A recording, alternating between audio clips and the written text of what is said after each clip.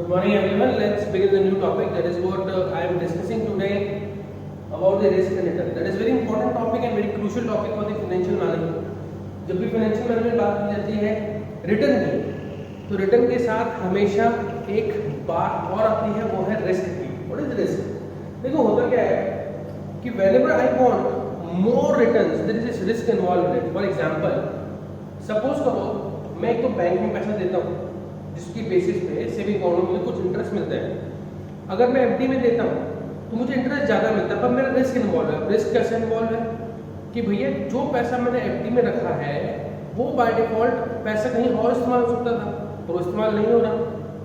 तो इधर is risk involve है, टाइम बॉन्ड रिस्क इसको भी दे. इसी की तरह मैं जब शेयर मार्केट में इन्वेस्ट करता हूँ तो मुझे और ज़्यादा रिस्क इन्वॉल्व है, पर रिटर्न भी मुझे ज़्यादा है. तो risk and return concept is what?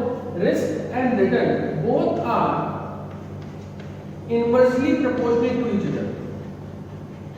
Higher the risk, higher the return. So there is a graphical relationship between the risk and return. This is what risk we have and this is what return we have. अब देखो zero risk पे कुछ तो return मिलता है, this is what the bank. फिर इसको हम फर्दर पार्टिसिपेट करते हैं. This is what the low risk, this is the medium risk and this is what the high risk. तो जैसे जैसे रिस्क इंक्रीज हो रहा है वैसे वैसे क्या हो रहा है, रिटर्न भी इंक्रीज हो रहा है. जैसे रिलेशनशिप, द डायरेक्ट रिलेशनशिप और द रिवर्स रिलेशनशिप. ठीक है, both are proportional to each other. That's it.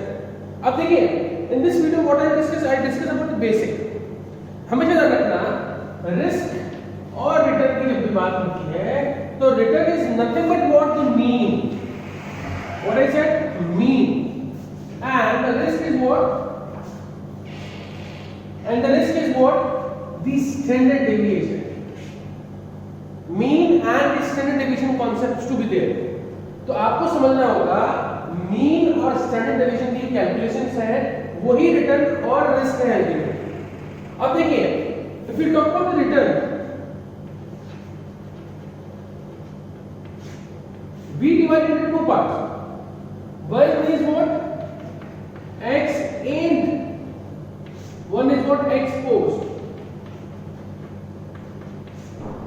Ex ante कब होगा? जब भी probability involved होगा. I repeat, whenever the probability involved in the questions, whenever we have probabilistic assumption behind the return in future, that is what ex ante.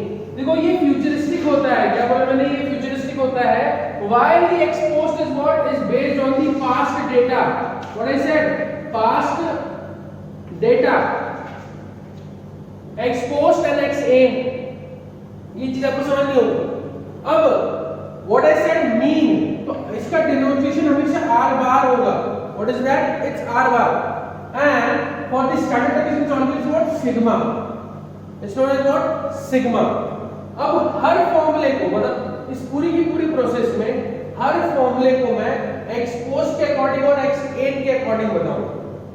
X post और x ante के according बताऊंगा. पर उससे पहले आप छोटा सा कॉन्सेप्ट समझें कि भैया रिस्क एंड रिटर्न के अकॉर्डिंग रिस्क है क्या? Risk is what when my return is to be in doubt. I repeat, बहुत लेमन लैंग्वेज में, if my return is to be in doubt, that is what risk involve in it. For example देखो, अगर मैं बात करूं risk, वो दो तरह का होता है. We have two types of risk. One is what? Systematic risk, and one is what? Unsystematic risk.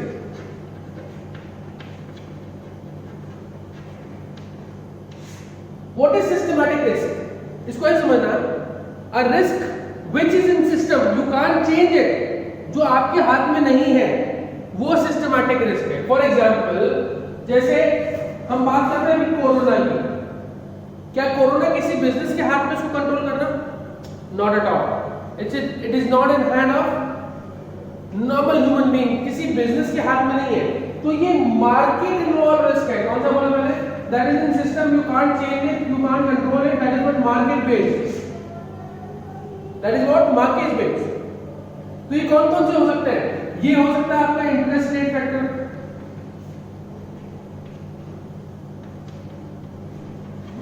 Interest rate risk कि गवर्नमेंट पॉलिसी ऐसी है जो कि आपके बिजनेस को सपोर्ट नहीं करनी है, तो इंटरेस्ट रेट रिस्क हो गया नहीं हो गया, this is what interest rate risk.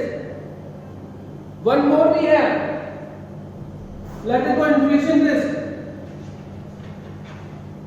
Again this is in your hand, interest rate is to be managed by RBI, inflation again is to be managed और कंट्रोल्ड बाय आरबीआई, बस sometime उनके हाथ से भी कुछ चीजें बाहर हो जाती हैं।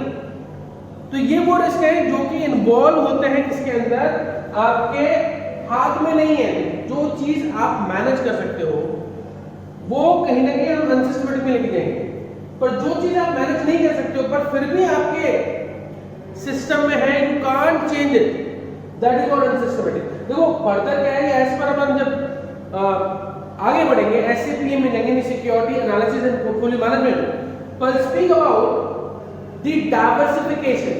What I said, a diversification.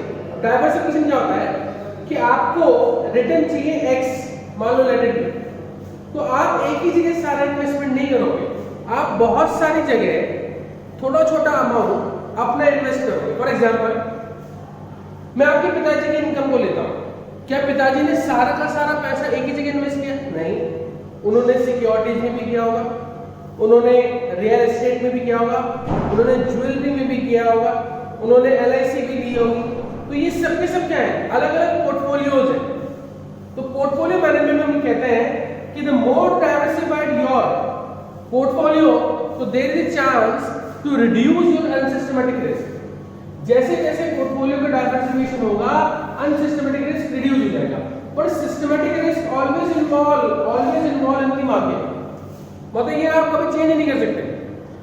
One is what, जैसे इंटरेस्ट रेट रिस्क हो गया, मार्केट रिस्क हो गया, इन्फ्लेशन हो गया, मार्केट रिस्क हो गया कि आपने कोई प्रोडक्ट बनाया या कोई प्रोडक्ट आपने स्टार्ट किया एंड सडनली उस प्रोडक्ट की वैल्यू जीरो हो गई।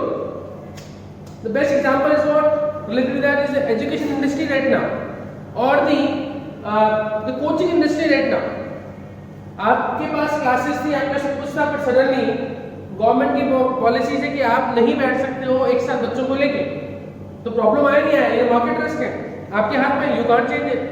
तो this is the about the these are the systematic risk, वो रिस्क जो कि आपके हाथ में नहीं है कंट्रोल करना, that is what systematic risk which is involve in the system, you can't change it. इसमें पॉलिटिकल रिस्क भी आ गया, इंटरनेशनल रिस्क भी आ गया, आपके बाहर के कॉम्पिटिटर्स और गवर्नमेंट पॉलिसी रिलेटेड रिस्क भी आ गया, मतलब अपने आप में बहुत डाइवर्सिफाइड है, बहुत सारे रिस्क इन्वॉल्व है, बहुत सारी चीजें जो आपके हाथ में नहीं है, यू कांट कंट्रोल इट। जैसे इसमें फिस्कल रिस्क भी होता है। तो several risk which are in your hand, वो कौन से है, unsystematic risk, sorry systematic risk. Unsystematic risk are your business risk. अच्छा, इसमें बिजनेस रिस्क को दो पार्ट में डिवाइड करता है, इंटरनल और एक्सटर्नल and external. अब what is internal, what is external? Internal वो लोग जो कि आपके बिजनेस को मैनेज कर रहे हैं, तो आपका suppose you are not performing, your business manager और your manager are not performing, तो what will do, you will replace them, you hire new ones, simple. तो whenever those factors involved in the business and they affect the business and you want to improvise yourself and then you want to change them, this is what the internal business is. And what is external?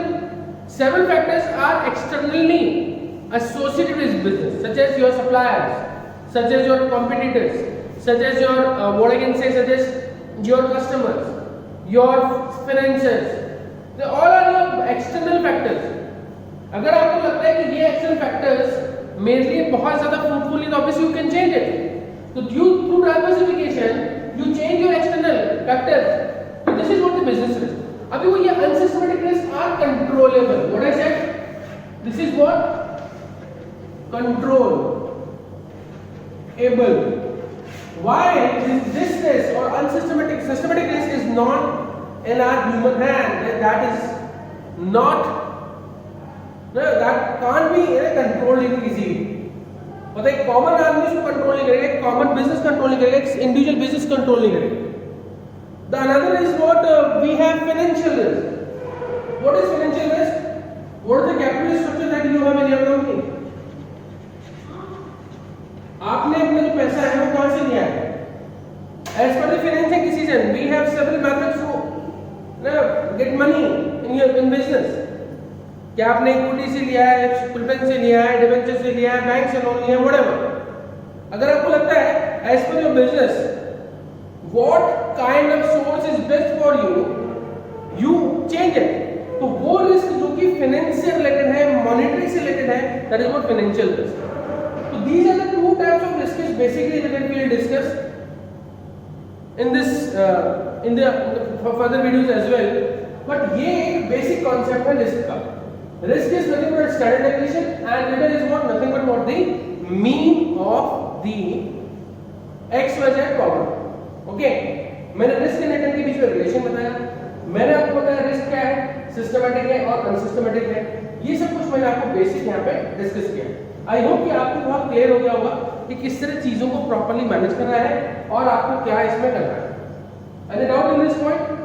Next video में मैं x post और x and के फॉर्मूले बताऊंगा और उनके practicals को discuss करूंगा. ठीक है? Thank you so much. लगातार बने रहे एप्लीकेटर पर और अपने कॉन्सेप्ट्स को क्लियर करते चले. Thank you.